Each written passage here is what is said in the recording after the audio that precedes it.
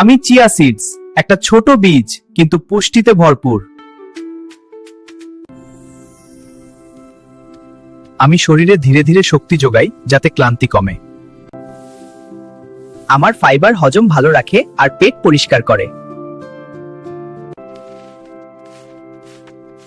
আমি হৃদযন্ত্র সুস্থ রাখতে সাহায্য করি। আমি পেট ভরা অনুভূতি দিই, ওজন নিয়ন্ত্রণে সাহায্য করি।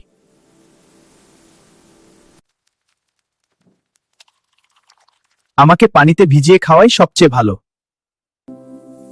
দই বা ফলের সাথে খেলেও আমি উপকারী। দিনে 1 থেকে 2 চামচই যথেষ্ট।